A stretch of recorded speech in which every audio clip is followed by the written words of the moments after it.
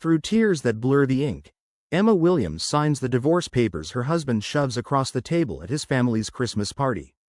Her hand trembling over her pregnant belly while the entire Morrison family erupts in laughter around her.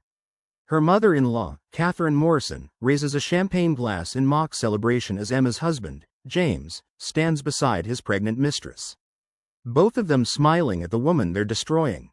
But none of them see the text message lighting up Emma's phone on the table. None of them recognize the name flashing on the screen. Dad. None of them know that the trembling woman signing away her marriage in tears is Emma Blackwell, the only daughter of Richard Blackwell, the billionaire whose companies employ half this city. Emma's hand shakes as she signs page after page, her tears falling onto legal documents that dissolve 3 years of marriage. While James's family celebrates like she's a disease they've finally cured. Her 7-month pregnant belly presses against the mahogany table, but no one in the Morrison family offers her a chair. They watch her suffer standing up, their Christmas party laughter echoing off marble walls paid for by money Emma secretly provided. Living in a house whose deed carries a name they never bothered to read. Finally, Catherine Morrison announces to the room, her voice dripping with contempt as Emma signs the final page. My son is free from the gold digging. Nobody who trapped him with a pregnancy. But the woman they call a nobody has a father whose net worth could buy their entire bloodline 1,000 times over. The woman they call a gold digger owns the very ground their mansion sits on. And the tears streaming down Emma's face aren't tears of defeat. James steps closer, his cologne suffocating as he leans down to where Emma stands hunched over the papers. You can leave now, he says, his voice cold and final. Jessica and I need to discuss nursery colors.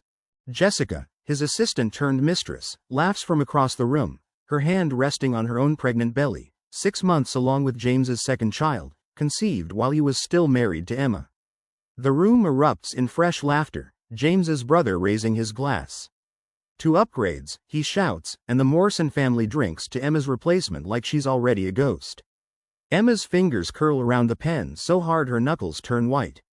She thinks about the day she met James 4 years ago at a hospital charity event where she'd been volunteering under her mother's maiden name, Williams, desperate to escape the suffocating world of billionaire galas and men who only saw her father's bank account. James had been different that night, or so she'd believed. He'd talked about his dreams of opening his own architecture firm, about designing homes for families who couldn't afford the big names. He'd held her hand and called her beautiful without once asking what she did for a living or where she came from. She'd fallen in love with his smile, with the way he sketched buildings on napkins while they talked. She'd believed he loved her for who she was, not what she had. She'd been wrong. The marriage started crumbling 6 months in when James's firm failed. Emma had offered to help, but he'd refused, his pride wounded by his wife's suggestion that he might need her. Then came the questions about her family, why she never talked about them, why they'd had a small courthouse wedding instead of something grand. Emma had deflected, still clinging to the fantasy that James loved her, not the money she was hiding. But Catherine Morrison had planted different seeds, whispering to her son about Emma's suspicious past, about how she must be hiding poverty and shame. The Morrison family had decided Emma was a gold digger climbing above her station, and they'd made it their mission to remind her daily that she didn't belong. Emma straightened slowly, her back aching from standing so long. She gathers the signed divorce papers with shaking hands, her wedding ring catching the Christmas lights one final time before she slides it off and places it on top of the documents. I hope she makes you happy, Emma whispers, her voice so broken that for a second, just a flicker of a second, something crosses James's face. Guilt maybe, or recognition of what he's destroying. But Jessica calls his name from across the room and whatever moment existed vanishes. Catherine Morrison steps forward, blocking Emma's path to the door. Before you go, she says, her smile sharp as glass. I want you to know that we've already told everyone in our circle about your gold-digging schemes. Good luck finding another family stupid enough to take in a pregnant charity case. The words hit Emma like physical blows, each one designed to destroy whatever dignity she has left. Catherine's friends nod in agreement, their faces twisted with satisfaction at watching Emma suffer. Emma looks at Catherine, really looks at her, and something inside her shifts. The pain doesn't disappear, but it transforms into something colder, something harder.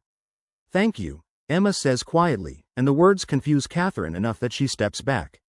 Thank you for showing me exactly who you are. All of you. Emma's eyes sweep the room, landing on each laughing face.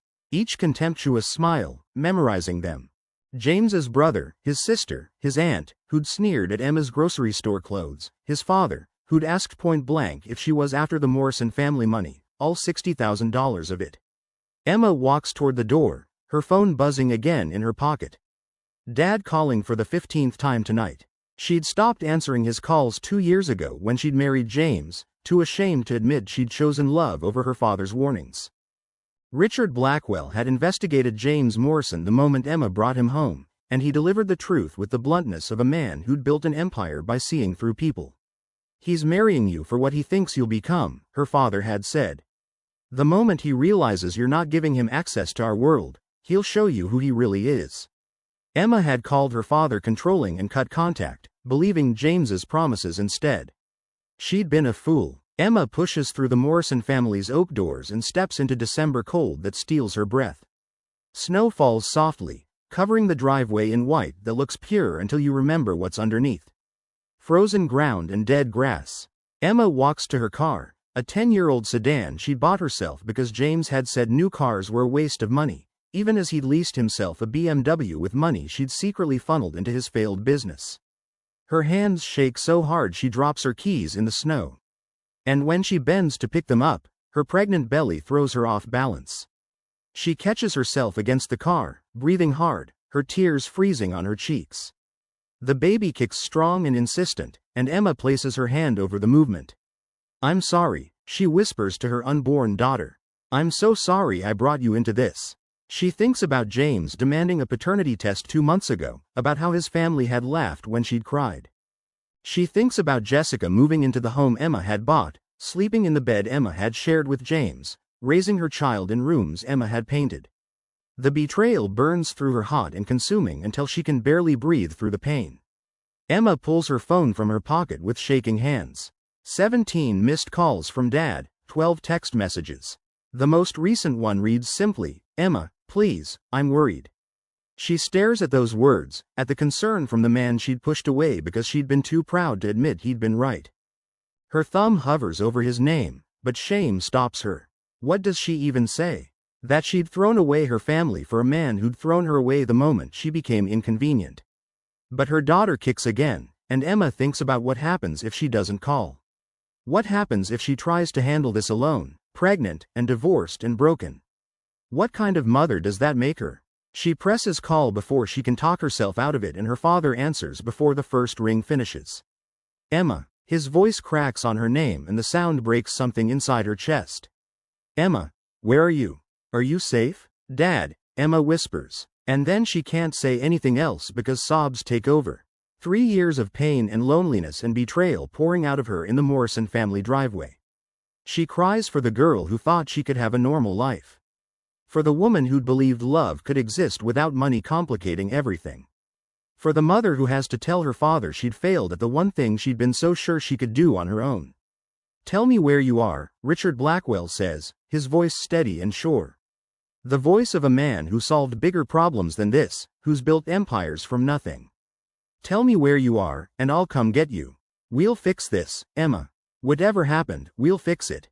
Emma looks back at the Morrison mansion, at the windows blazing with Christmas lights in celebration, at the family that destroyed her without ever knowing they'd just made the biggest mistake of their lives. She thinks about Catherine's champagne toast, about James's cold dismissal, about Jessica's triumphant smile. She thinks about the signed divorce papers and the golden wedding ring she'd left behind, and the 3 years she'd spent loving people who'd been planning her exit the entire time. "I'm at the Morrison house," Emma says finally, her voice steadier now, the tears slowing. "I just signed the divorce papers. They threw a party to celebrate, Dad. They made me sign while they laughed." She hears her father's sharp intake of breath, the dangerous silence that follows. Richard Blackwell didn't become a billionaire by letting people hurt his family without consequences, and Emma can practically hear him calculating revenge through the phone. "Stay there," her father says, his voice cold as winter. "Don't move, I'm 10 minutes away." And Emma, they have no idea what's coming. The line goes dead and Emma stands alone in the snow, her hand on her pregnant belly, her tears finally stopping. Inside the mansion, The Morrison family celebrates their victory, completely unaware that the woman they just destroyed has made one phone call that will end everything they have. But Emma doesn't feel victorious. She just feels tired and sad and so completely done with trying to be someone she's not. She leans against her car and waits for her father, watching snow cover the Morrison driveway like it's trying to hide what happened here. Like it's trying to make everything clean and new. But Emma knows better now. Some stains don't wash away. And some betrayals never heal. They just teach you who people really are when they think you can't fight back. The Morrison family is about to learn that lesson the hardest way possible. Black SUVs roll up the Morrison driveway like a funeral procession, their headlights cutting through the snow and darkness with mechanical precision. Emma watches from beside her car as 3 vehicles park in perfect formation, their engines idling in synchronization that speaks of professional security teams and careful planning. The rear door of the middle SUV opens and Richard Blackwell steps out into the December cold, wearing a coat that costs more than James Morrison's yearly salary. His silver hair catching the Christmas lights from the house like a crown. He walks straight to Emma, his eyes scanning her face with the intensity of a man cataloging every tear, every bruise to her dignity, every hurt he's about to repay tenfold. "Let me see you," he says softly, his hands gentle as he tilts her face toward the light. His jaw tightens when he sees her red eyes, the exhaustion carved into her features. The way she's holding her pregnant belly like she's trying to protect her daughter from a world that's already proven cruel. "I should have come sooner. I should have dragged you home 2 years ago instead of respecting your choice to cut me off." Emma shakes her head, fresh tears spilling over. "You were right about him, about all of it. I was so stupid, Dad. I thought I could have something real, something that wasn't about money or power or business deals. I thought he loved me." Her voice breaks on the last word. And Richard pulls her into his arms carefully, mindful of her pregnancy, his hand cradling the back of her head like she's still his little girl who scraped her knee on the playground instead of a grown woman whose heart just got shattered by people too blind to see what they had. "You weren't stupid," Richard says firmly, his voice carrying the authority of a man who's negotiated billion-dollar mergers and hostile takeovers. "You were hopeful. You wanted to believe in goodness. That's not stupidity, Emma. That's courage they don't deserve." He pulls back to look at her, his eyes hard as diamonds now. The softness reserved for his daughter replaced by something calculating and cold. But hope doesn't mean you let people destroy you. And courage doesn't mean you suffer in silence when you have the power to make them understand exactly what they've done. Inside the mansion, someone notices the SUVs. Emma sees curtains move, sees faces appear in windows, sees the Morrison family's curiosity shift to confusion, then concern as they count the vehicles and notice the security team standing at attention. James appears at the front door, his confidence from earlier faltering as he takes in the scene, his eyes moving from Emma to her father to the small army of professional bodyguards surrounding them. "Emma," he calls out, his voice uncertain now. "What's going on? Who are these people?" Richard doesn't answer. James. Instead, he turns to the man emerging from the lead SUV, a sharp-featured attorney in his 50s, carrying a leather briefcase that probably contains enough legal firepower to level a small country. "Marcus," Richard says simply, and the attorney nods, understanding passing between them without additional words needed. 30 years of working together means they communicate in shorthand, in glances, and gestures that speak volumes. Marcus opens his briefcase and removes a stack of documents, their weight and thickness suggesting this isn't a simple legal matter, but rather a comprehensive dismantling of everything the Morrison family thinks they know about their lives. Catherine Morrison pushes past her son, her earlier champagne confidence making her bold in ways she's about to regret. "What is this?" she demands, marching down the driveway in heels that sink into snow with each step. "You can't just show up here with your little intimidation tactics. We have rights. This is our property and you're trespassing." She stops short when she gets close enough to really see Richard Blackwell. Close enough to notice the custom tailoring, the watch that costs more than her house, the way he carries himself like a man who's testified before Congress and made senators nervous.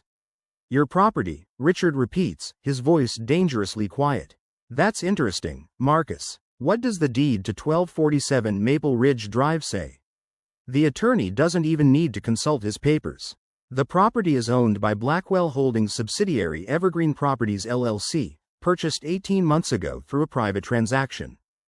The current occupants are residing under a lease agreement that as of tonight has been terminated due to breach of Contract Clause 17, subsection 3, hostile treatment of family members. Catherine's face goes white. That's impossible. We own this house. We've owned it for 15 years. But her voice wavers now, the confidence cracking like ice under pressure. James steps forward, his face confused and defensive. What are you talking about? Emma doesn't have any family with money. She's nobody. She works as a substitute teacher for God's sake. She drives a car from 2015. Richard's smile could freeze oceans. My daughter worked as a substitute teacher because she wanted to help children, not because she needed the money. She drove a modest car because she was testing you, Mr. Morrison. She wanted to see if you'd love her without knowing she's Emma Blackwell, sole heir to Blackwell Industries, Blackwell Technologies, Blackwell Real Estate Holdings, and approximately 47 other companies that collectively employ 180,000 people and generate $34 billion in annual revenue. The words land like grenades, and Emma watches James's face transform from confusion to shock to dawning horror as he does the math. As he realizes what he's just thrown away, his brother appears in the doorway, still holding his champagne glass, but his hand has gone slack and the crystal is tilting, about to spill. Jessica stands behind him, her earlier triumph, replaced by something that looks like panic as she understands she's pregnant by a man who just lost access to wealth beyond her wildest imagination. No, James whispers, but he's looking at Emma now, really looking at her for the first time in months, and he's seeing things he missed. The way she carries herself despite her grief. The bone structure that comes from generations of good nutrition and excellent healthcare. The education in her vocabulary that he dismissed as her trying to sound smart. Emma, is this true? Are you really Richard Blackwell's daughter? Emma doesn't answer him. She doesn't owe him answers anymore. Instead, she watches her father work, watches him dismantle the Morrison family with the precision of a surgeon and the ruthlessness of a man protecting his child. Marcus Richard continues, please inform the Morrison family of the additional complications to their situation. The attorney steps forward, his voice crisp and professional. James Morrison, you are employed as a senior architect at Morrison & Associates, a firm that exists solely because of a capital investment from Blackwell Ventures 3 years ago. That investment is being withdrawn effective immediately and the firm will enter bankruptcy proceedings by Monday morning. Catherine Morrison, you serve on the board of St. Mary's Children's Hospital, a position funded by annual donations from the Blackwell Foundation. Those donations cease immediately and your board seat has been terminated. Thomas Morrison, your position as marketing director at Coastal Tech Solutions is eliminated as of tonight as Blackwell Industries is severing all contracts with companies that employ individuals who have demonstrated hostile behavior toward family members. Catherine sways on her feet, her face gray now. You can't do this. You can't destroy people's lives because your daughter got divorced. This, clears throat, is insane. But her voice has no power anymore. Just desperate fear as she watches her world collapse in real time. Richard's expression doesn't change, but his voice drops even colder. I'm not destroying lives because of a divorce, Mrs. Morrison. I'm responding to the fact that you forced my pregnant daughter to sign legal documents while you sat comfortable with champagne, mocking her pain. I'm responding to you calling my daughter a gold-digging nobody while she cried. I'm responding to you celebrating the humiliation of a woman carrying your grandchild. The word grandchild hits James like a physical blow. He stumbles backward, his hand reaching for the doorframe to steady himself. The baby, he says, his voice hollow. Emma, the baby is mine. I accused you of trapping me. I made you take a paternity test, but the baby is mine. And you're really Richard Blackwell's daughter, which means my child is the Blackwell heir. Emma sees the calculation in his eyes, sees him doing the math on what he's just signed away. Not just a wife, but a dynasty, not just a marriage, but generational wealth that would have made his children untouchable. Your child, Emma says, her voice steady now despite the tears still wet on her face, will carry the Blackwell name, not Morrison. Your child will grow up knowing her grandfather loves her unconditionally, but her father threw her away before she was even born because he was too busy with his mistress to value what he had. Your child will have everything, James. Everything except you. The words destroy him. Emma can see it. Can see James Morrison finally understanding what his pride and Catherine's poison and Jessica's manipulation have cost him. Jessica pushes forward then, her pregnancy evident as she moves. James, we have a baby coming, too. You said you loved me. You said we'd build a life together. But her voice is panicked now because she's realizing that the man she thought was her ticket to a better life just became unemployed, homeless, and completely broke in the span of 5 minutes. James doesn't even look at her, his eyes locked on Emma with something that might be regret or might just be grief over losing access to billions. Richard turns to Emma, his voice gentle again, the ruthless businessman disappearing and the protective father returning. You don't have to stay here another second, sweetheart. Let's go home. Your old room is exactly as you left it, and I've already called Dr. Chen to come check on you and the baby. We'll make sure you're both healthy, and then we'll figure out the rest together. He wraps his arm around her shoulders, supporting her weight as exhaustion finally crashes over her like a wave. But before Emma lets her father lead her to the SUV, she turns back to the Morrison family one final time. Catherine stands frozen on her driveway, her Christmas party ruined and her future demolished. Thomas has dropped his champagne glass in the snow, the crystal shattered and the liquid seeping into white like blood. James's father has appeared in the doorway, his face pale as he processes that his family just destroyed themselves by mocking the wrong woman. And James himself stands at the center of it all, his hand pressed to his chest like he's checking if his heart is still beating. His eyes, snorts, full of everything he's lost and will never get back. I loved you, Emma says to James, her voice carrying across the snow in silence. I loved you so much that I gave up everything to be with you. My family, my name, my money, all of it.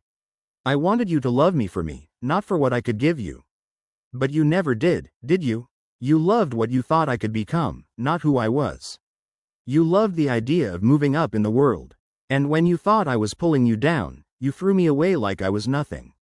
Her voice doesn't break this time. Doesn't waver. She's done crying for James Morrison. Emma, wait. James starts forward, but Richard's security team moves in synchronization, blocking his path with bodies. Trained to protect the Blackwell family from all threats, including desperate ex-husbands. Emma, please, we can fix this. I made a mistake. I'm sorry. The baby. Think about the baby. She needs her father. But Emma is already walking toward the SUV. Her hand in her father's, her future opening up in front of her like a door she'd closed 3 years ago and can finally walk through again. The baby needs a father who values her mother, Emma says without turning around. The baby needs a father who wouldn't force a pregnant woman to sign divorce papers while standing. The baby needs a father willing to fight for his family instead of replacing them the moment things get difficult. You're not that father, James. You never were. She climbs into the SUV with her father's help. The leather seats soft and warm, so different from the cold driveway and colder family she's leaving behind. Richard slides in beside her and Marcus closes the door with a solid thunk that sounds like finality. Like the closing of a chapter Emma needed to end months ago. Through the tinted window, Emma watches the Morrison family stand in their driveway, their Christmas lights still blazing cheerfully like nothing has changed, like their entire world didn't just end. Catherine has her hand over her mouth, finally understanding what her cruelty caused. Thomas is arguing with his father, probably about money, about lawyers, about how to fix this. And James just stands there staring at the SUV like he's watching his future drive away, because he is. The convoy pulls away smoothly, leaving the Morrison mansion behind. Emma leans her head against her father's shoulder, feeling safe for the first time in 3 years. What happens to them now? She asks quietly, not because she wants revenge, but because she needs to understand what comes next, what her phone call triggered, what her father's love looks like when channeled through business and power. Richard's hand covers hers, his thumb brushing over her knuckles in the same comforting gesture he's used since she was small. They lose everything they didn't earn. He says simply, the house, the jobs, the social standing built on donations from our foundation. They lose the reputation they valued more than they valued you. And they wake up every morning for the rest of their lives knowing they threw away the Blackwell heir because they were too blind to see past their own prejudice. He pauses, then adds more softly. But that's not your burden to carry, Emma. Your job now is to heal, to prepare for your daughter, to remember that their blindness doesn't define your worth. Emma closes her eyes, feeling the exhaustion in every bone, feeling her daughter moving inside her, feeling the weight of the last 3 years lifting like fog in morning sun. The SUV glides through Connecticut streets toward the Blackwell estate, toward home, toward the life Emma walked away from and is finally ready to reclaim.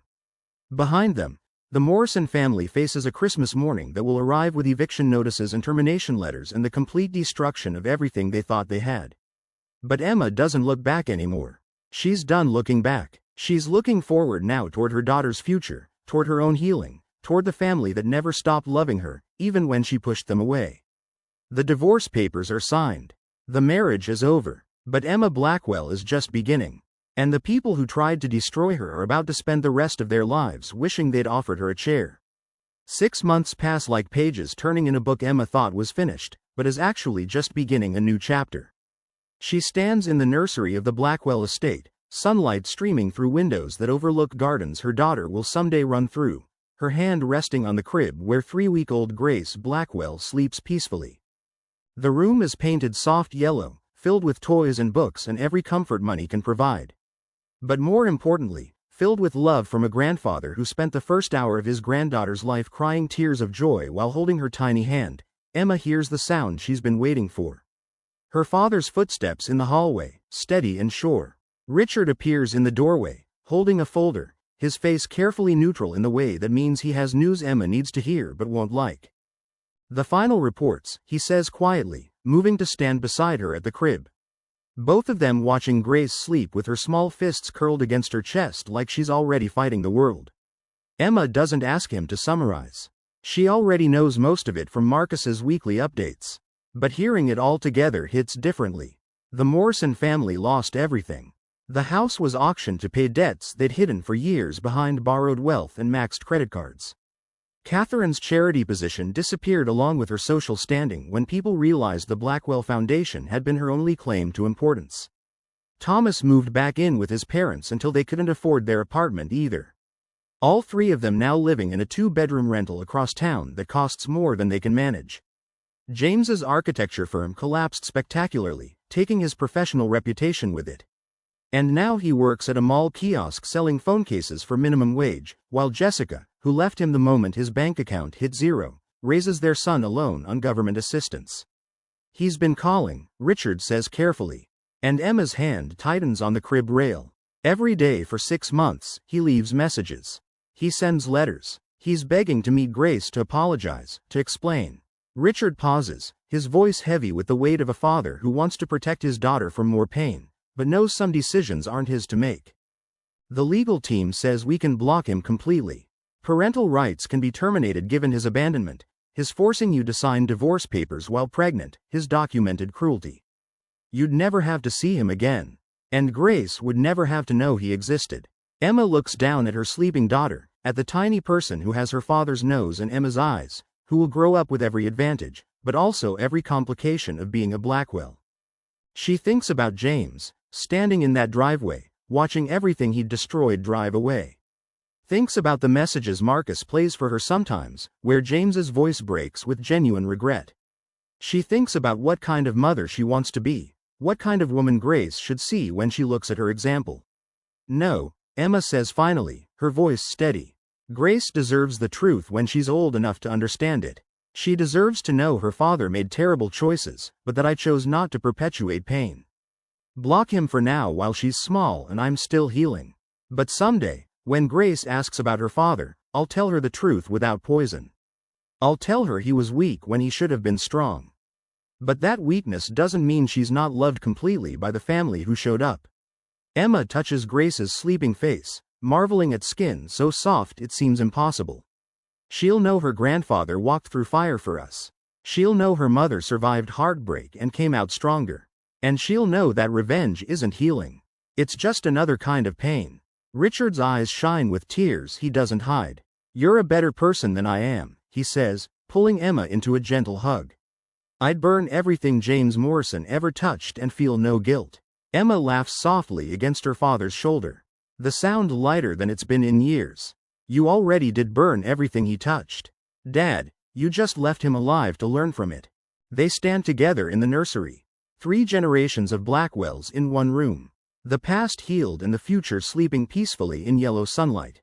Emma thinks about the woman who signed divorce papers while crying at a Christmas party. Thinks about how completely broken she felt in that moment. That woman thought her life was ending. That woman thought she'd lost everything. But that woman didn't know yet that sometimes you have to lose everything false to find everything true. Sometimes you have to sign away the wrong future to make room for the right one. Grace stirs in her crib, her eyes opening slowly. And when she sees Emma, she smiles. That toothless baby smile that makes everything worth it.